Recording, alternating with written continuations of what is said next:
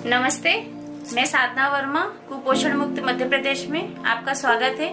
जैसे कि आप जानते हैं कि मैंने 2 वीडियो अपलोड कर दिया है। पहले वीडियो में मैंने बताया कि गर्भावस्था के दौरान 1000 दिन क्या है, और दूसरे वीडियो में मैंने ये बताया है कि वो कौन सी चार्ट दे रही है जिसके वजह से बहुत सारी परेशानियों का सामना किया जाता है। आज का जो मेरा वीडियो है उसमें मैं ये बताऊंगी कि डिलीवरी के समय जच्चा और बच्चे का किस तरीके से ध्यान किया जाता है। जैसे कि आप जानते हैं कि हर बार जैसे मैं 2 वीडियो डालती हूँ, उसका बहुत महत्वपूर्ण कारण ये है कि व्यवहार में बदलाव है ना। हमारे जीवन में जो हम व्यवहार है उसमें जब हम बदलाव करेंगे तो हम कुपोषण से अपना मध्य प्रदेश बचा सकते हैं। तो आइए हम जानते हैं कि आज हमारी जो तीसरी कहानी है 9 महीने की गर्भवती माताओं। आइए हम अपनी पहली कहानी के बारे में जानते हैं। मीना और आनंद। मीना 9 महीने की गर्भवती है। उसने और उसके पति आनंद ने प्रसव की कोई भी व्यवस्था नहीं की है। जब उसे प्रसव पीड़ा हुई तब आनंद ने गांव की दाई को बुलाया और उसकी प्रसव में सहायता की। मीना ने एक लड़के को जन्म दिया। दाई ने बच्चे को साफ किया और उसने जन्म घुट्टी पिलाई। मीना ने बच्चे को 1 दिन के बाद दूध पिलाने की कोशिश की। उसे लगा कि स्तनपान पर्याप्त नहीं है, इसलिए उसकी सास ने बच्चे को बकरी का दूध पिलाया। मीना और अन्य लोगों ने नवजात शिशु को बिना हाथ धोए पकड़ा। वे बच्चे का मल जल्दी साफ नहीं करते। वे बच्चे को पहले दिन से ही हर दिन नहलाते थे। 5वें दिन बच्चा सुस्त हो गया और रोना बंद कर दिया। मीना ने उसे जगाने की कोशिश की लेकिन नहीं कर पाई। परिवार वालों ने महसूस किया कि बच्चा बहुत बीमार है। वह उसे तुरंत स्वास्थ्य केंद्र ले गए। स्वास्थ्य केंद्र में नर्स ने बताया कि बच्चा बहुत बीमार है और उसे तुरंत जिला अस्पताल में ले जाना होगा। आनंद और मीना परेशान हो गए क्योंकि उनके पास जिला अस्पताल तक जाने के लिए पर्याप्त पैसे नहीं थे। उन्हें खर्चा उठाने के लिए अपनी गाय को बेचना पड़ा। मीना और आनंद प्रसव पूर्व अगर सही समय पे पैसों की बचत करते तो क्या आज उनको अपनी गायों को बेचना पड़ता। आइए हम अपनी दूसरी कहानी के बारे में जानते हैं। लता 9 महीने की गर्भवती है। उसके पति और उसके बड़ों ने तय किया है लता का प्रसव प्राथमिक स्वास्थ्य केंद्र में कराया जाएगा। जब लता को प्रसव पीड़ा हुई तो वे प्राथमिक स्वास्थ्य केंद्र ले गए और साथ ही लता और बच्चे के लिए कपड़े भी लेकर गए। जैसे ही बच्चे का जन्म हुआ, बच्चे को एएनएम ने लता के लाए साफ कपड़े से पोंछा और दूसरे सूखे कपड़े से बच्चे को लपेटा और गर्भ न निकलने से भी पहले लता के छाती की त्वचा से बच्चे को लगा कर रखा ताकि बच्चा स्तनपान करना शुरू कर सके और गर्म रह सके। बच्चे के बाहर निकलने के 20 मिनट के भीतर गर्भ निकलने से पहले लता ने बच्चे को स्तनपान कराना शुरू कर दिया। लता के रात में भी स्तनपान कराना जारी रखा। तब भी जब स्तन में दूध कम आ रहा था, उसने बच्चे को पानी, घुट्टी, शहद या दूसरा दूध नहीं दिया। एएनएम यह देखकर बहुत खुश होती है। लता ने बच्चे के मांग के अनुसार बच्चे को उसको दिन और रात स्तनपान कराना जारी रखा।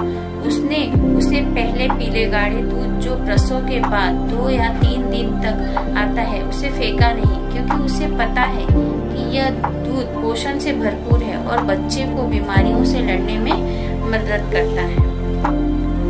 लता और परिवार के अन्य सदस्य ने नवजात शिशु को पकड़ने से पहले और अपने हाथों को साबुन से धोया। उन्होंने शौचालय का इस्तेमाल करने के बाद, खाना बनाने से पहले और खाना खाने से पहले भी अपने हाथों को साबुन से धोया।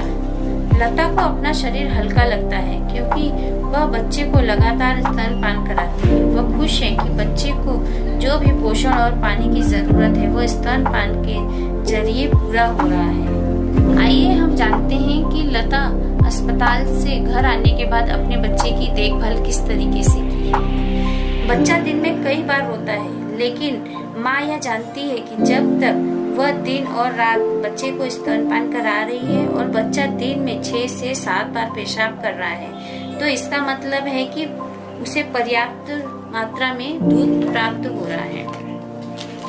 लता जानती है बच्चा 6 माह का होने तक उसे कुछ और नहीं देना है, पानी भी नहीं। गर्मी के मौसम में भी उसे केवल स्तनपान ही देना है। ऐसा करने से बच्चे को डायरिया और निमोनिया से बचाया जा सकता है और बच्चे को बढ़ोतरी के लिए आवश्यक सारे पोषण मिल जाता है। लता अपने स्तन की मालिश करती है ताकि दूध उतरना आसान हो। वह यह भी जानती है कि वह लगातार दिन और रात स्तनपान कराती है तो उसके शरीर को और अधिक दूध बनने में मदद मिलेगा। लता इस बात का भी ध्यान रखती है कि स्तनपान कराते समय बच्चे को सही तरीके से पकड़े, बच्चे के सिर को अपनी बाहों से सहारा देना और सुनिश्चित करना कि बच्चे का सिर और शरीर पूरी तरह मां की ओर मुड़ा हुआ हो और एक सीधी लाइन में हो। वह इस बात का भी ध्यान रखती है कि स्तनपान कराते समय बच्चे का पूरा मुंह खुला हो और निप्पल और उसका गहरे रंग का काला भाग बच्चे के मुंह में हो। लता जानती है कि बच्चे का पेट छोटा है, इसीलिए उसे हर 2 से 3 घंटे में स्तनपान कराना जरूरी है। रात के समय भी स्तनपान कराते समय वह यह सुनिश्चित करती है कि एक स्तन पूरा खाली होने पर ही स्तन से दूध पिलाना है। ऐसा करने से स्तन के पिछले हिस्से में उपलब्ध गाढ़ा दूध बच्चे को मिलता है, जिससे पोषण है जो बच्चे को संतुष्टि करेगा और अच्छी नींद देगा। लता और सोहन बच्चे से बात करते हैं और उसके साथ खेलते हैं। वे जानते हैं कि इससे बच्चे के दिमाग का विकास होने में मदद मिलेगा। अगले दिन लता और सोहन बच्चे को टीकाकरण के लिए लेकर गए। यह लता के लिए भी सही समय है। वह आयरन की गोली ले ताकि प्रसव के बाद फिर से ताकतवर हो सके। उन्हें स्वास्थ्य केंद्र से चेक भी मिला क्योंकि वे जननी सुरक्षा योजना में पंजीकृत थे। स्वास्थ्य केंद्र के नर्स ने समझाया कि प्रति महीने बच्चे के वजन करना बहुत महत्वपूर्ण है। उसने बच्चे का वजन लिया और उस नाप को बच्चे के स्वास्थ्य केंद्र कार्ड में लिखा। उसने समझाया कि हर महीने यहाँ पर आना है बहुत महत्वपूर्ण है ताकि बच्चे का समय समय पर टीकाकरण हो सके और उसका वजन भी बढ़ ताकि जांच कर सके बच्चा अच्छे से बढ़ रहा है। शाम को वे घर पहुँचे जहाँ पर सोहन ने लता और बच्चे के सामने सोने के लिए मच्छरदानी लगाई। उसने सुनिश्चित किया कि मच्छरदानी गद्दे के अंदर अच्छे से घुसाई हो और उसमें कोई छेद या फटा ना हो। लता खाना बनाने से पहले, खाना खाने से पहले, शौचालय का इस्तेमाल करने के बाद, बच्चे का मल साफ करने के बाद तुरंत अपने हाथों को साबुन से अच्छी तरीके से धोती है।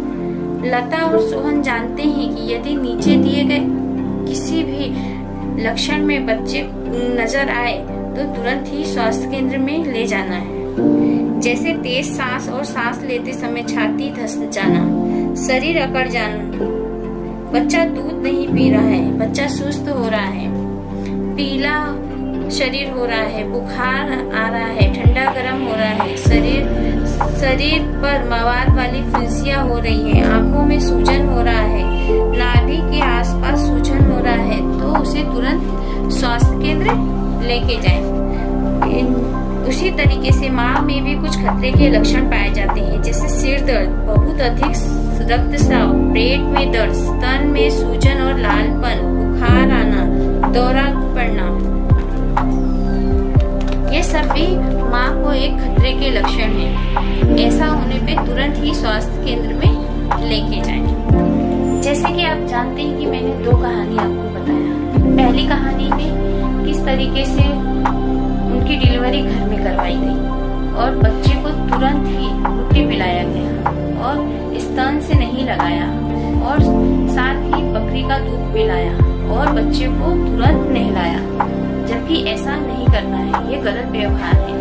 और हमारी दूसरी कहानी में किस तरीके से प्रसव के तुरंत बाद बच्चे को माँ के छाती से लगाया गया और गर्भनाल निकलने से पहले ही बच्चे ने स्तनपान करना शुरू कर दिया है। जैसे आप जानते हैं कि अगर किसी भी महिला को गर्भनाल निकलने में दिक्कत होती है तो अगर बच्चे को छाती से लगाया जाए तो आसान आसानी होती है गर्भनाल निकलने के लिए। और जब तक बच्चा 6 माह का ना हो जाए केवल स्तनपान ही देना है। और जन्म के तुरंत बाद पीला गाढ़ा जो बच्चे के लिए अमृत के समान है वह देना जरूरी है। तो आपको कैसा लगा हमारा वीडियो? अगर आपको हमारा वीडियो अच्छा लगे तो उसे लाइक करें, सब्सक्राइब करें। धन्यवाद।